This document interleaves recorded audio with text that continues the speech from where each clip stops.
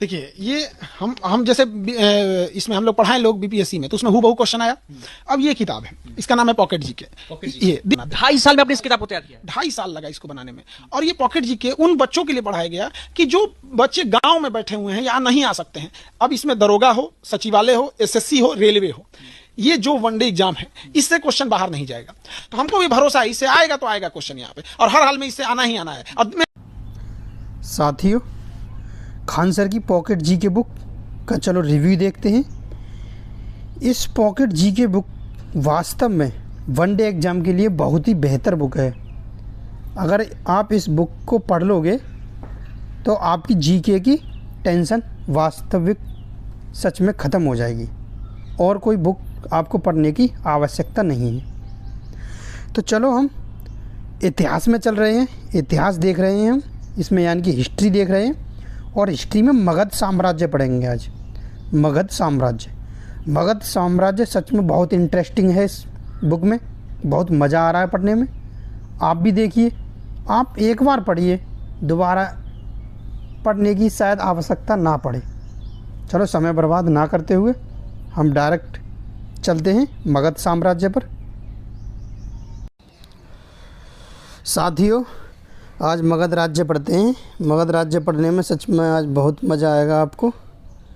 आपने इस किताब जैसा मगध राज्य शायद किसी किताब में नहीं मिले आपको पढ़ने को।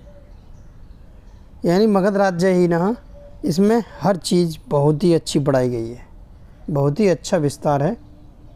बड़ी वो इम्पोर्टेंट ही इसमें बातें हैं, फालतू की कोई बातें नहीं है। तो चलो, यह है मगध राज्य के उत्कर्ष में मुख्यतः 3 वंशों का योगदान रहा है। ये 3 वंश कौन से हैं मगध राज्य में? पहला भरैक वंश, दूसरा शिशुनाग वंश, तीसरा नंद वंश। यानी कि ये 3 वंशों का मुख्यतः योगदान है, हर्यक वंश और शिशुनाग वंश और नंद वंश। अब इनको पढ़ते हैं क्रम बाई क्रम। यह मगध का सबसे प्राचीन वंश के संस्थापक बृहदत्त थे और जरासंध बृहदत्त का पुत्र था। यह मगध का सबसे प्राचीन वंश के संस्थापक बृहदत्त थे और जरासंध बृहदत्त का पुत्र था। इसकी प्रारंभिक राजधानी गिरिब्रज थी। और मगध राज्य के आरंभिक इतिहास की जानकारी महाभारत से मिलती है। अब इसका मतलब है जो मगध राज्य है उसके आरंभ की जानकारी कहाँ से मिलती है, ये पूछता है क्वेश्चन। तो ये कहाँ से मिलती है? महाभारत से मिलती है। आगे देखते हैं। आगे आ गया बिंबिसार। अब देखो बिंबिसार और एक है मौर्य साम्राज्य में बिंदुसार। वो बिंदुसार अलग है और ये बिंबिसार अलग है। ये बिंदुसार मौर्य काल का है। मौर्य काल जो हम आगे पढ़ेंगे, मौर्य वंश का बिंदुसार है और यह है बिंबिसार। थोड़ा सा ही अंतर है इसमें। ज़्यादातर लोग इसको एक ही समझ लेते हैं जो नए स्टूडेंट होते हैं, तो इसलिए बताया। चलो हम बिंबिसार पढ़ते हैं। तो बिंबिसार का कार्यकाल 544 ईसा पूर्व से 492 ईसा पूर्व तक रहा। बिंबिसार ने हर्यक वंश की स्थापना की। वह 544 ईसा पूर्व में मगध की गद्दी पर बैठा। क्वेश्चन आता है कि हर्यक वंश की स्थापना किसने की? तो हर्यक वंश की स्थापना बिंबिसार ने की, यानी कि संस्थापक बिंबिसार था। और कब गद्दी पर बैठा है बिंबिसार? 544 ईसा पूर्व में। इसको सिरेडिक के नाम से भी जाना जाता है। तो सिरेडिक के नाम से पूछता है, सिरेडिक के नाम से किस शासक को जाना जाता था? तो सिरेडिक के नाम से बिंदुसार को जाना जाता था। आगे देखते हैं। बिंबिसार बौद्ध धर्म का अनुयायी था और गौतम बुद्ध का समकालीन था। मतलब गौतम बुद्ध उस समय जीवित थे, उस समय बिंबिसार अपना शासक संभाल रहा था या राजा था। चलो आगे देखते हैं। आगे है, इसने राजगृह को अपनी राजधानी बनाया। बिंबिसार ने, और उसका निर्माण भी किया। इस नगर का योजनाकार या वास्तुकार महागोविंद था। यानी कि राजगृह का जो वास्तुकार था या राजगृह को बनाया, किसने बनाया या स्थापना की, वो महागोविंद ने की। यह प्रथम साम्राज्यवादी शासक था। बिंबिसार प्रथम साम्राज्यवादी शासक था। इसने अंग नरेश ब्रह्मदत्त को हराया एवं अपने पुत्र अजातशत्रु को वहाँ का गवर्नर नियुक्त किया। यानी कि अंग का राजा था एक ब्रह्मदत्त, उसको बिंबिसार ने हराया और अपने पुत्र अजातशत्रु को वहाँ का गवर्नर नियुक्त कर दिया। आगे देखते हैं, आगे है इसने कौशल नरेश प्रसेनजित की बहन कौशला देवी से विवाह किया। इसने कौशल के राजा को भी हराया। कौशल का राजा प्रसेनजित था और उसकी बहन से इसने शादी कर ली बिंबिसार ने। तो बिंबिसार ने पहली शादी कौशला देवी से की थी। बिंबिसार ने कई शादियाँ की थी। किस लिए की थी? वो अपना साम्राज्य बढ़ाने के लिए की थी, यानी कि अपना अधिकार क्षेत्र बढ़ा सकी। तो इसने कौशला देवी से शादी कर ली। अब इसके बाद इसने लिच्छवी राजकुमारी चेलना से भी विवाह कर लिया, जिससे उसका पुत्र अजातशत्रु पैदा हुआ। अब आता है क्वेश्चन, अजातशत्रु की माता का नाम क्या था? तो अजातशत्रु की माता का नाम चेलना था, क्योंकि बिंबिसार ने कई शादियाँ की थी, कई माँ अजातशत्रु कई माँ हो गई, तो असली माँ कौन थी? चेलना थी, जिसने चेलना ने अजातशत्रु को जन्म दिया। अब प्रसेनजित ने बिंबिसार को काशी दहेज में दिया। अब प्रसेनजित की बहन थी कौशला देवी। कौशला देवी से शादी की तो उसको दहेज में क्या मिला? काशी मिला। काशी प्रसेनजित ने दिया। आगे है इसने मध्य देश की राजकुमारी छिम्मा यानी खेम्मा से भी विवाह किया। यह तीसरा विवाह है जिसमें खेम्मा या छिम्मा से विवाह किया है। मध्य देश की राजकुमारी थी ये। चलो आगे देखते हैं। आगे है बिंबिसार ने अपने जीवक कौन था? जीवक एक चिकित्सक था, यानी वैद्य ऋषि था। तो बिंबिसार ने अपने चिकित्सक जीवक को अवंती के शासक प्रज्ञोत जो पांडुरंग से पीड़ित था उसकी चिकित्सा हेतु भेजा। यानी प्रज्ञोत पांडुरंग होता है पीलिया, जो अभी पीलिया रोग हो जाता है ना, पीलिया रोग, यानी कि प्रज्ञोत को पीलिया रोग था। तो बिंबिसार ने अपने जीवक जो पांडुरंग का विशेष ज्ञाता था, यानी कि अच्छा एक चिकित्सक था, पांडुरंग ठीक कर देता था, तो जीवक को भेजा बिंबिसार ने पांडुरोग ठीक करने के लिए। अब क्वेश्चन आता है कि जीवक कौन था? प्रश्न आता है जीवक कौन था? तो जीवक कौन था? बिंबिसार के दरबार में रहने वाला एक वैद्य ऋषि था जो पांडुरोग यानी कि पीलिया का एक डॉक्टर था। ऐसे क्वेश्चन आता है। आगे पढ़ते हैं। जीवक की शिक्षा तक्षशिला में हुई थी, यानी जीवक जो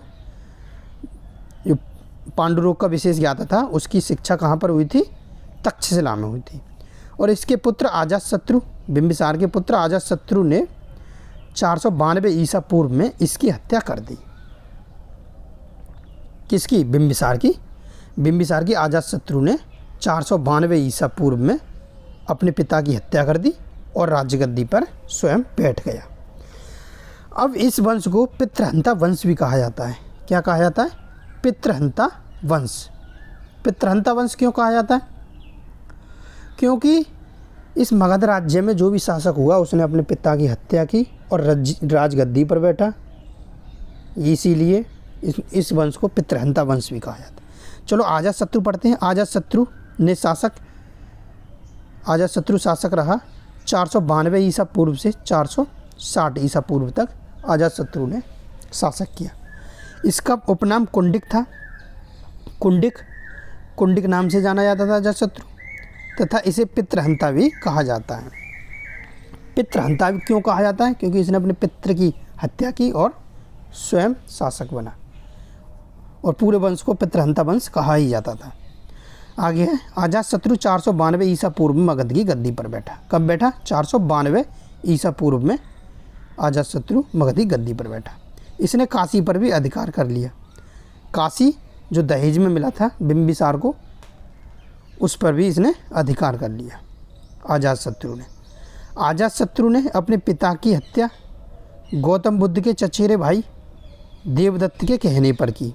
और गौतम बुद्ध का एक चचेरा भाई था देवदत्त, उसने भड़का दिया अजातशत्रु को कि भाई अपने पिता की हत्या कर दे और खुद राजा बन जा। तो वो अपने पिता की हत्या कर देता है इस देवदत्त के कहने पर। बिंबिसार अजातशत्रु अपने पिता की हत्या कर देता है, किसके कहने पर? देवदत्त के कहने पर। आगे बढ़ते हैं। अजातशत्रु मंत्री वस्कार ने बज्जी संघ में फूट डाली। मंत्री अजातशत्रु का मंत्री था वस्कार ने बज्जी संघ में फूट डाली। अजातशत्रु ने बज्जी संघ को जीत लिया एवं इस युद्ध में उसने रथमूसल एवं महाशिलांकटक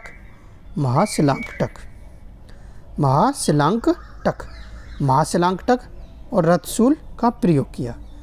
मतलब बज्जी का युद्ध हुआ था, बज्जी संघ का युद्ध हुआ था। अजातशत्रु ने इसमें रथमूसल और महाशिलांकटक का प्रयोग किया। आगे लिच्छवी गणराज्य को अजातशत्रु ने मगध राज्य में मिला लिया। लिच्छवी गणराज्य को भी मगध साम्राज्य में मिला लिया। आगे है अजातशत्रु ने प्रथम बौद्ध संगति का आयोजन राजगृह में करवाया। जो भगवान बुद्ध की प्रथम बौद्ध संगति हुई थी जो राजगृह में, जो अजातशत्रु के शासनकाल में ही हुई थी। अजातशत्रु की हत्या उसके पुत्र उदयन ने की। किसके कहने पर? देवदत्त के कहने पर, जो गौतम बुद्ध का चचेरा भाई था। उदयन ने की और उदयन ने 461 ईसा पूर्व में अजातशत्रु की हत्या कर दी। अब हम आगे पढ़ते हैं।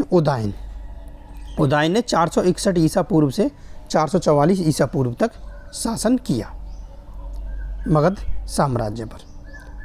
आगे है उदयन जैन धर्म का अनुयायी था। उदयन कौन से धर्म का अनुयायी था? जैन धर्म का। अजातशत्रु और बिंबिसार बौद्ध धर्म के अनुयायी थे।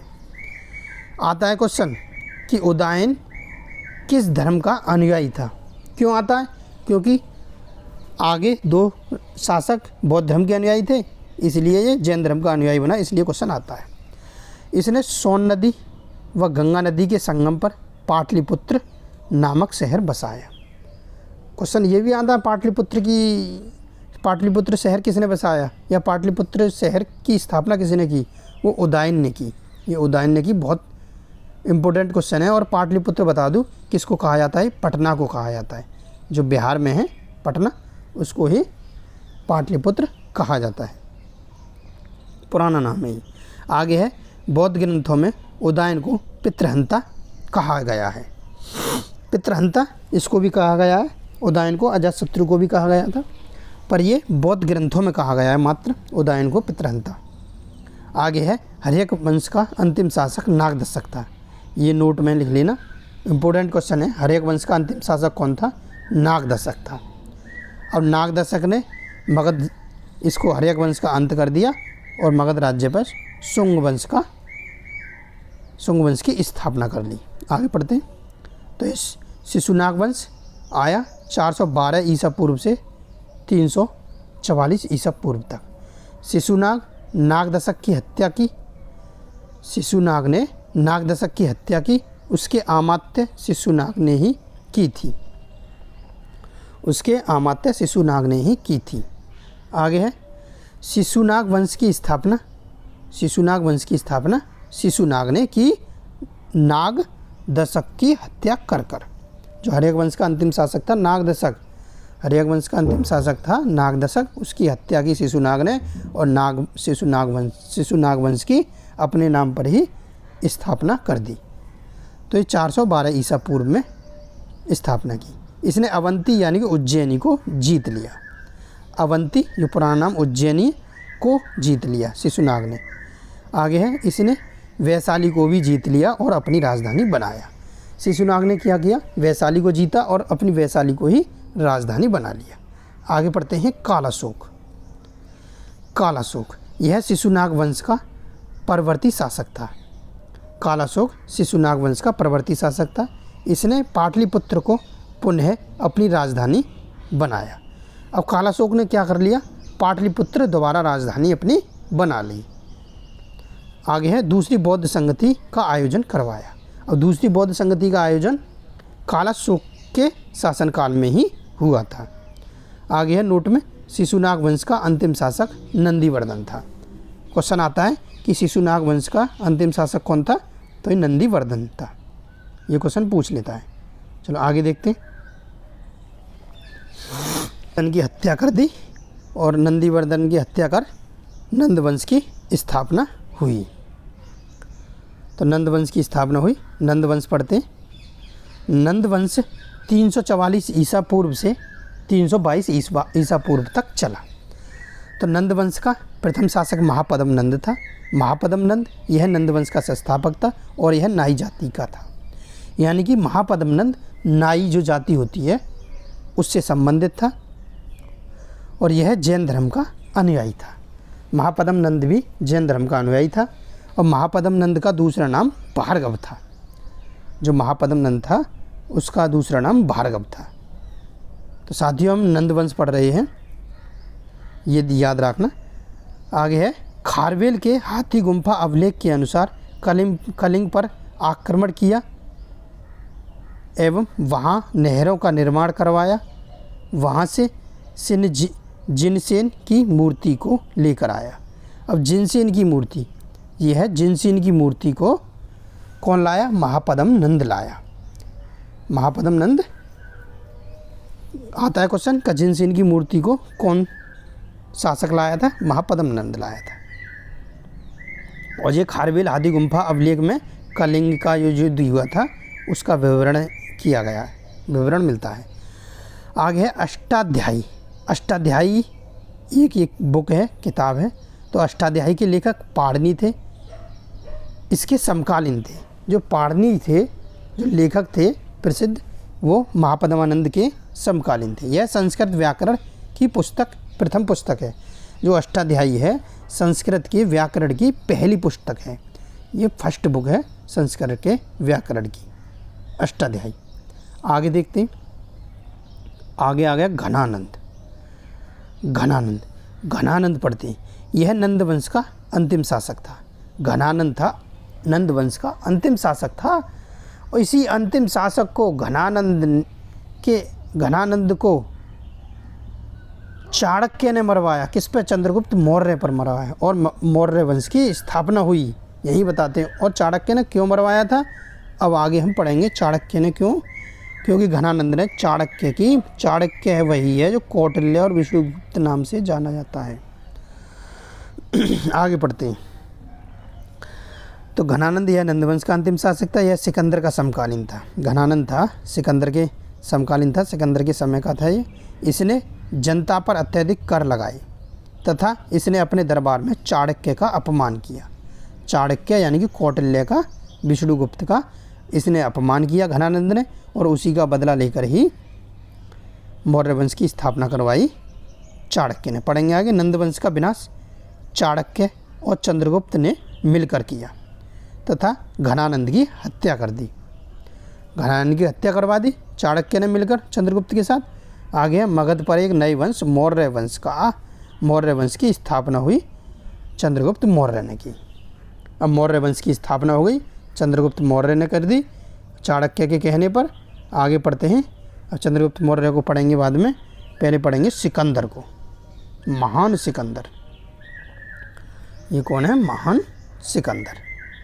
सच में ही महान सिकंदर था। इसने पूरे विश्व पर अपनी जीत की थी, पूरे विश्व पर जीत की थी इसने। तो सिकंदर का जन्म 356 ईसा पूर्व में हुआ।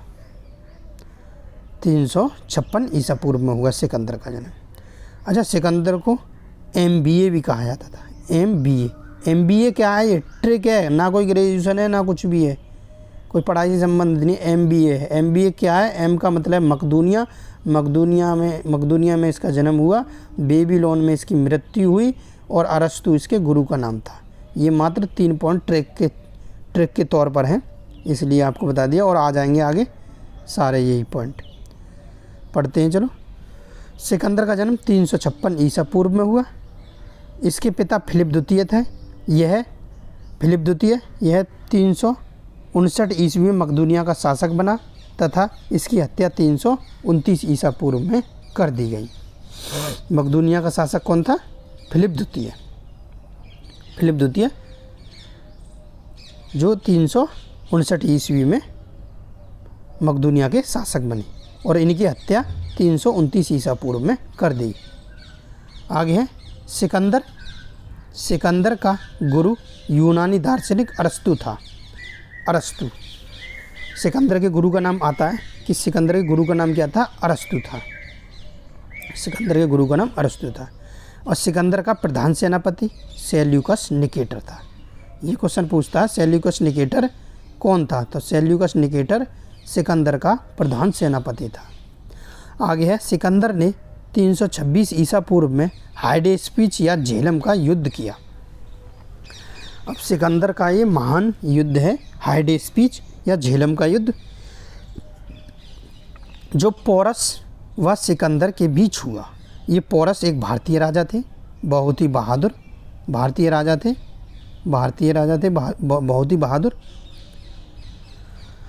इनसे सिकंदर का आमना सामना हुआ और युद्ध हुआ हाइडेस्पीच या झेलम का युद्ध।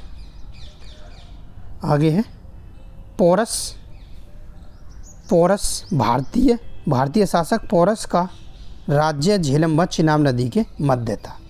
इस युद्ध में पोरस की पराजय हुई, यानी कि सिकंदर ने पोरस को हरा दिया, क्योंकि महान सिकंदर ने तो सभी को हराया था, सभी शासक को, लेकिन पोरस भारतीय राजा बहुत महान था, योद्धा था, तो पोरस की पराजय हुई। लेकिन सिकंदर पोरस की बहादुरी से प्रभावित होकर उसका राज्य वापस लौटा दिया। यानी कि सिकंदर पोरस की बहादुरी को देखकर उसका साम्राज्य वापस कर दिया, खुश हो गया सिकंदर। भारत विजय अभियान में सिकंदर ने 326 ईसा पूर्व में बैक्ट्रिया जीतने के बाद काबुल होता हुआ हिंदुकश पर्वत को पार किया और सिंधु नदी पार कर भारत की धरती पर कदम रखा। यानी कि भारत की धरती पर कैसे आया सिकंदर? भारत की धरती पर कैसे आया? देखो,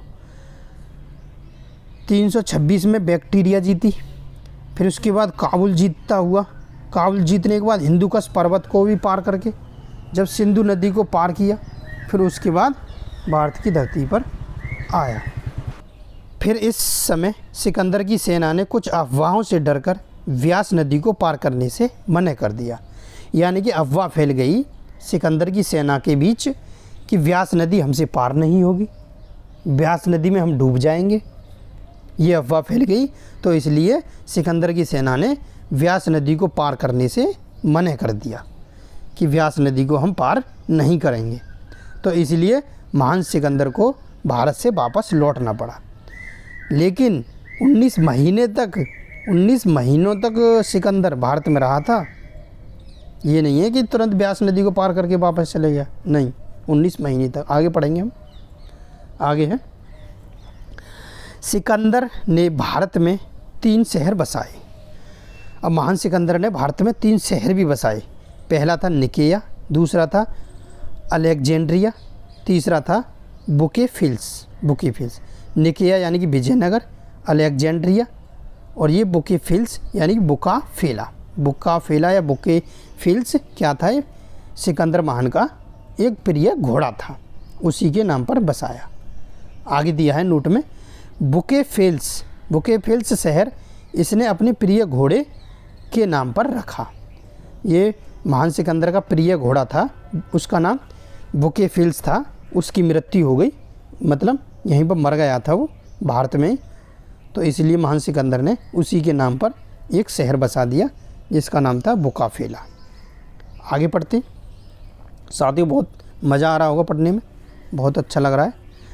तो सिकंदर 19 महीने भारत में रहा तथा 325 ईसा पूर्व को वह स्थल मार्ग से भारत से लौटा। तो भारत से कब लौटा? 325 ईसा पूर्व में भारत से लौटा था। 19 महीनों तक रहा था भारत में। आगे पढ़ते हैं। सिकंदर की मृत्यु 323 ईसा पूर्व बेबीलोन में ज्वर यानी कि बुखार के कारण उसकी मृत्यु हो गई। देखो, जिसने पूरे विश्व पर अपनी जीत कर ली, जिसे कोई नहीं मार पाया, जिसे कोई नहीं हरा पाया, उसको किसने हरा लिया? ज्वर यानी कि बुखार ने हरा लिया। मरा भी तो किससे मरा? बुखार, अपनी बीमारी से मरा, किसी के द्वारा नहीं मरा। तो ये बेबीलोन हो गया। अब यहीं पर बेबीलोन हो गया तो हम MBA दोबारा एक बार रिपीट कर देते हैं, MBA। तो M का मतलब मकदूनिया, मकदूनिया में जन्म हुआ था वो सिकंदर का। और B का मतलब बेबीलोन, बेबीलोन में मृत्यु हुई। A फॉर अरस्तु, अरस्तु सिकंदर के गुरु का नाम था। ये ट्रिक थी छोटी सी। चलो आगे पढ़ते हैं। आगे है, सिकंदर के साथ 3 इतिहासकार भारत आए। सिकंदर के साथ 3 इतिहासकार भारत आए थे। उनका नाम था, पहले का निर्याकस था, और आनेसिक्रेट्स था, और अरिस्टोबुल्स था। अरिस्टोबुल्स, निर्याकस क्या था? नौसेना का प्रमुख था।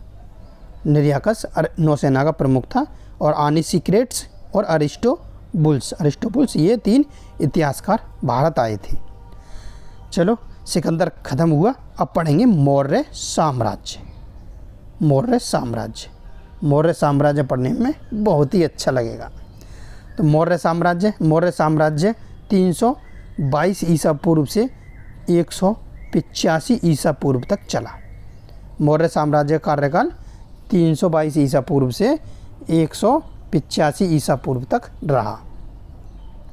आगे है, मौर्य राजवंश की साहित्यिक स्रोतों से जानकारी। यानी कि क्वेश्चन आता है कि मौर्य जो वंश था वो किस जाति का था, यानी कि मौर्य साम्राज्य में जो शासक हुए वो किस जाति के थे, कौन लोग थे। तो उसमें अपने अपने मत दिए। जैसे ब्राह्मण साहित्य के अनुसार मौर्य शूद्र थे, और जैन व बौद्ध साहित्य के अनुसार मौर्य क्षत्रिय थे। आगे, मुद्रा राक्षस के अनुसार मौर्य वृषल यानी कि निम्न वर्गीय थे, और रोमिला थापर के अनुसार मौर्य वैश्य थे। यानी कि सर्वाधिक मान्य मत क्षत्रिय थे। यानी ज़्यादातर ये माना जाता है कि ये क्षत्रिय थे। मौर्य वंश जो था, मौर्य वंश के शासक थे वो क्षत्रिय थे। चलो आगे पढ़ते हैं। मौर्य वंश में चंद्रगुप्त मौर्य पढ़ते हैं, जो मौर्य वंश की स्थापना की थी, संस्थापक भी हैं। तो ये कब तक शासक रहे? ये रहे 322 ईसा पूर्व से 298 ईसा पूर्व तक यह इन्होंने शासन किया, चंद्रगुप्त मौर्य ने। तो चंद्रगुप्त ने नंद वंश के घनानंद यानी कि नंद वंश के अंतिम शासक घनानंद को हराकर 322 ईसा पूर्व में मौर्य वंश की स्थापना की। घनानंद को हराने के लिए चाणक्य यानी कि विष्णुगुप्त इनका उपनाम है, और कौटिल्य इनका उपनाम है। तो चाणक्य ने चंद्रगुप्त की सहायता की तथा इसे 1000 करपार्षण में खरीदा। तो चंद्रगुप्त को चाणक्य ने 1000 काशीपड़ में खरीदा। चंद्रगुप्त मौर्य को चाणक्य ने। आगे, चंद्रगुप्त ने तक्षशिला में शिक्षा प्राप्त की। क्वेश्चन आता है कि चंद्रगुप्त मौर्य ने अपनी शिक्षा कहाँ पर प्राप्त की? तो ये तक्षशिला में की थी। आगे है, 322 ईसा पूर्व में चंद्रगुप्त मौर्य मगध की राजगद्दी पर बैठा तथा इसका वास्तविक संस्थापक बना। चंद्रगुप्त मौर्य कब बैठा राजगद्दी पर? 322 ईसा पूर्व में। जस्टिन ने या यूनानी इतिहासकारों ने चंद्रगुप्त मौर्य को सेंड्रोकोट्स या एंड्रोकोटस के रूप में उल्लेखित किया। यानी कि जस्टिन जो यूनानी इतिहासकार था, उसने चंद्रगुप्त मौर्य को सेंड्रोकोटस या एंड्रोकोटस की उपाधि दी। आगे विलियम जोन्स ने बताया कि चंद्रगुप्त मौर्य ही सेंड्रोकोटस है। विलियम जोन्स ने क्या कहा कि जो सेंड्रोकोटस है वही चंद्रगुप्त मौर्य है। यानी कि सेंड्रोकोटस नाम का प्रयोग हुआ है चंद्रगुप्त मौर्य के लिए शिलालेखों में। तो इसीलिए विलियम जोन्स ने बताया कि चंद्रगुप्त ही सेंड्रोकोट से है। तो 305 ईसा पूर्व में चंद्रगुप्त ने सिकंदर के सेनापति सेल्यूकस निकेटर को पराजित किया। जो सिकंदर का सेनापति था सेल्यूकस निकेटर भारत में रह गया था, उसी को पराजित किया किसने? चंद्रगुप्त मौर्य ने। और सेल्यूकस निकेटर की पुत्री हेलेना से ही इसने चंद्रगुप्त मौर्य ने शादी कर ली। इसके परिणाम स्वरूप निकेटर ने अपनी पुत्री हेलेना का विवाह चंद्रगुप्त मौर्य के साथ किया। यह भारत का पहला अंतर्राष्ट्रीय विवाह था। यानी कि सेल्यूकस निकेटर ने अपनी पुत्री हेलेना का विवाह चंद्रगुप्त मौर्य से कर दिया। चंद्रगुप्त मौर्य से कर दिया। आगे है अर्थशास्त्र पुस्तक के लेखक कौटिल्य चाणक्य को माना जाता है। इसका संबंध राजनीति विज्ञान से है। यानी कि जो अर्थशास्त्र है, अर्थशास्त्र पुस्तक है, इसका अर्थशास्त्र तो कोई संबंध नहीं है। इसका संबंध था राजनीति से। राजनीति विज्ञान थी, यानी कि कैसे राजनीति की जाती है वो इसका विवरण है इसमें। तो इसका अर्थशास्त्र किसने लिखी थी? कौटिल्य यानी कि चाणक्य ने या विष्णुगुप्त ने। आगे अर्थशास्त्र प्रथम भारतीय पुस्तक है जिसकी तुलना मैकियावेली की प्रसिद्ध पुस्तक प्रिंस से की जाती है। यानी कि अर्थशास्त्र एक ऐसी पुस्तक है जिसकी तुलना मैकियावेली की प्रसिद्ध पुस्तक है, उसका नाम है प्रिंस, उससे की जाती है इसकी तुलना। ये कि उसके समतुल्य है, बहुत ही प्रसिद्ध पुस्तक थी ये अर्थशास्त्र। तो भारत का प्रथम प्रभुत्व संपन्न शासक चंद्रगुप्त मौर्य को माना जाता है। जो भारत का प्रथम प्रभुत्व संपन्न शासक चंद्रगुप्त मौर्य को माना जाता है। चंद्रगुप्त मौर्य का आध्यात्मिक गुरु भद्रबाहु था। क्वेश्चन आता है कि चंद्रगुप्त मौर्य का आध्यात्मिक गुरु कौन था? तो भद्रबाहु था। इसने जैन धर्म ग्रहण किया। तो इसने जैन धर्म ग्रहण कर लिया चंद्रगुप्त मौर्य ने। तो चंद्रगुप्त मौर्य ने अपने जीवन के अंतिम दिन सिरवड़बेलगोला कर्नाटक की पहाड़ियों पर गुजारे। ये कर्नाटक में है सिरवड़बेलगोला, यानी चंद्रगुप्त मौर्य की मृत्यु भी सिरवड़बेलगोला में हुई थी। ये कर्नाटक में पड़ता है। तो सिरवड़बेलगोला का मंदिर जैन धर्म से संबंधित है। तो चंद्रगुप्त मौर्य ने क्वेश्चन आता है कि कौन सा धर्म अपना लिया था? तो ये चंद्रगुप्त मौर्य ने जैन धर्म अपना लिया था और यहीं पर सिरवड़बेलगोला में अपना अंतिम समय बिताया और वहीं पर अपनी प्राण त्यागे थे। आगे है कुसुमपुर पाटलिपुत्र का प्राचीन नाम है। जो कुसुमपुर है ये पाटलिपुत्र का पुराना नाम है। आगे है भारत में दास प्रथा विद्यमान नहीं थी, उस समय दास प्रथा नहीं थी। आगे यह विवरण मेगस्थनीज ने दिया। ये बताई मेगस्थनीज ने बात बताई कि चंद्रगुप्त मौर्य के समय दास प्रथा नहीं थी। विशाखदत्त द्वारा लिखित मुद्र राक्षस में चंद्रगुप्त मौर्य के बिरसल शब्द का प्रयोग किया गया है। अब ये पुस्तक है मुद्र राक्षस। मुद्र राक्षस में चंद्रगुप्त मौर्य को बिरसल शब्द का प्रयोग हुआ है। आगे पाटलिपुत्र शहर के महलों को देखकर यह विवरण फाहियान ने दिया कि यह मनुष्य द्वारा न बनाकर दैत्यों या असुरों के द्वारा बनाया गया है। जो पाटलिपुत्र शहर था उसको देखकर, पाटलिपुत्र शहर को देखकर फाहियान ने देखा कि पाटलिपुत्र का ये शहर बना है, जो महल बने हैं, इनका निर्माण मनुष्य तो कोई कर नहीं सकता, ना ही मनुष्य ने किया होगा। तो किसने किया होगा? दैत्य या असुरों ने बनाए होंगे ये। आगे है युद्ध की संधि शर्तों के अनुसार निकेटर ने आर्या, अराचोसिया और गैड्रोसिया और पारोपामिडासी के क्षेत्र चंद्रगुप्त मौर्य को दे दिए।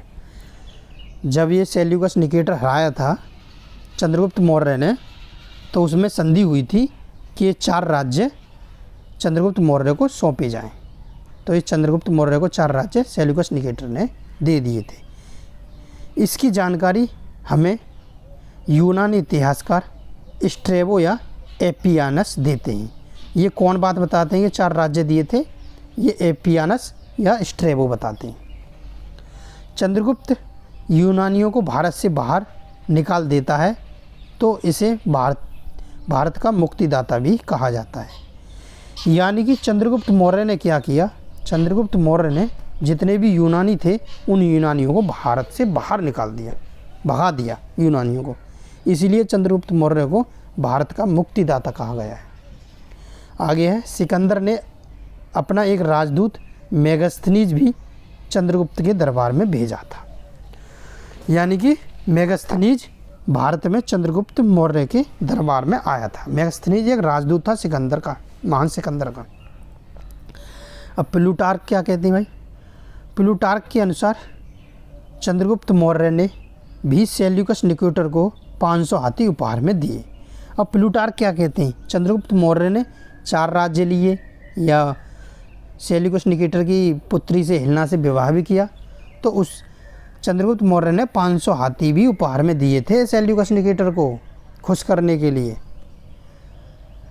प्लूटार्क बताते हैं। तो मेगस्थनीज ने एक पुस्तक इंडिका लिखी। तो इंडिका पुस्तक किसने लिखी? मेगस्थनीज ने लिखी।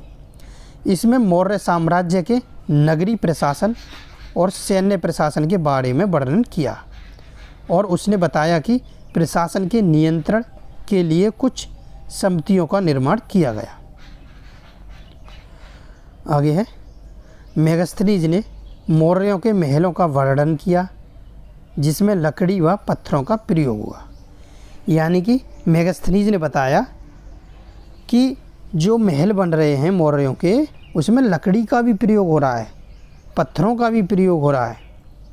आगे इंडिका में पाटलिपुत्र का वर्णन किया जिसमें पाटलिपुत्र को पॉलीब्रोथा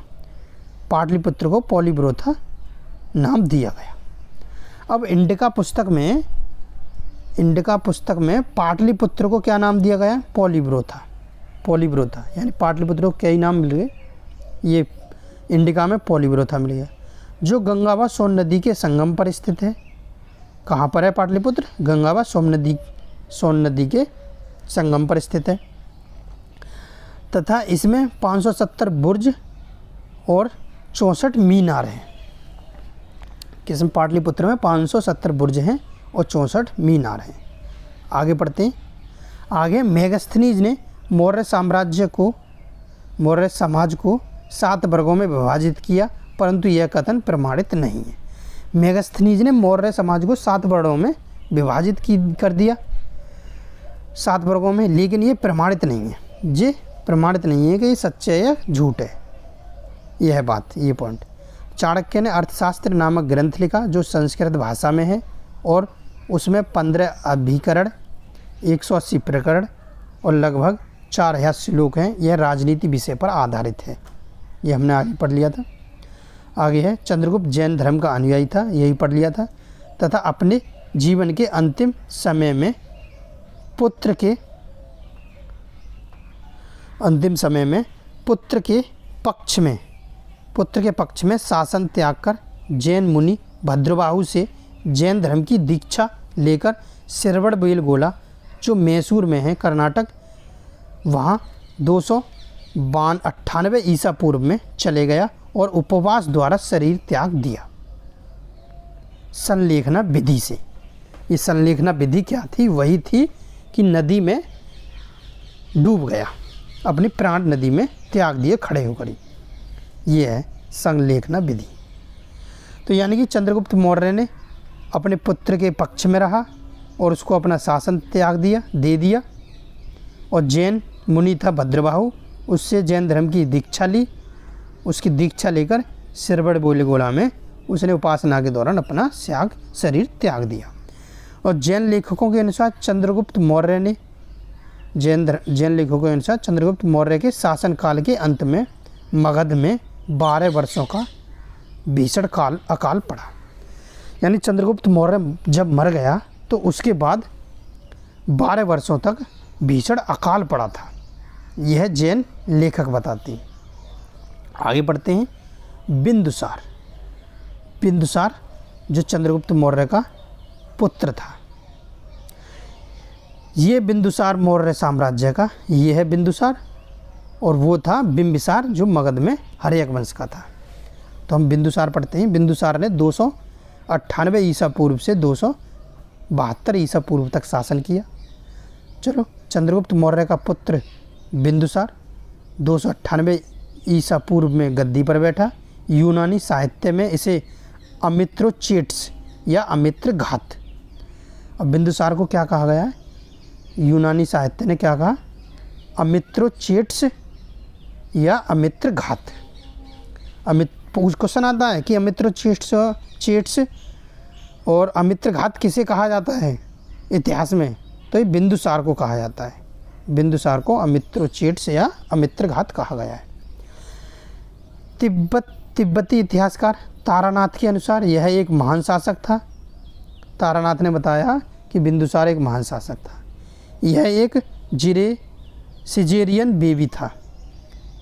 यह एक सिजेरियन बेबी था। इसके अनुसार बिंदुसार ने दक्षिण भारत पर आक्रमण किए थे। यह आजीवक संप्रदाय का अनुयायी था।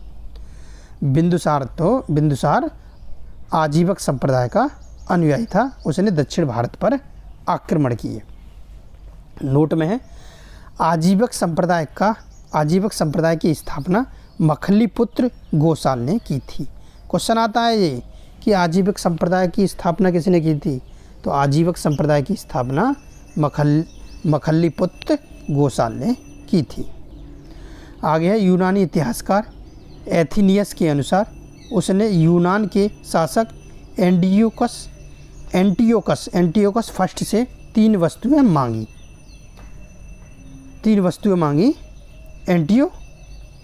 एंटियोकस फर्स्ट से 3 वस्तुएं मांगी। किसने? बिंदुसार ने। 3 वस्तुएं क्या थी बिंदुसार ने जो मांगी थी? मीठी शराब, सूखे मेवे और दार्शनिक। यानी कि जो बिंदुसार ने यूनान के शासक एंटियोकस फर्स्ट से मीठी शराब मांगी, सूखे मेवे यानी कि ज़्यादातर स्पेशल अंजीर और दार्शनिक मांगे। अब बिंदुसार के समय तक्षशिला में 2 विद्रोह हुए जिनका दमन अशोक व सुसीम ने किया। जो तक्षशिला में 2 विद्रोह हुए उसका दमन किसने किया? अशोक ने और सुसीम ने किया। आगे है नेपाल विद्रोह। नेपाल विद्रोह का दमन भी अशोक ने किया। बिंदुसार की मृत्यु के समय अशोक उज्जैन का राज्यपाल था। जब बिंदुसार की मृत्यु हुई थी उस समय अशोक उज्जैन का राज्यपाल था। अशोक उज्जैन का राज्यपाल था मतलब पिता की मृत्यु हुई थी जब अशोक उज्जैन का। आगे बढ़ते बिंदुसार के अन्य नाम। तो बिंदुसार को किस अन्य नाम से पुकारा गया है इतिहास में? ये क्वेश्चन आते हैं कि बिंदुपाल चीनियों ने विवरण दिया, सिंहसेन जैन ग्रंथ में विवरण मिला है, और अलीड्रोकेट्स स्ट्रेबो ने बोला, और भद्रसार वायु पुराण में। भद्रसार जो बिंदुसार को बोला गया है वो वायु पुराण में बोला गया है।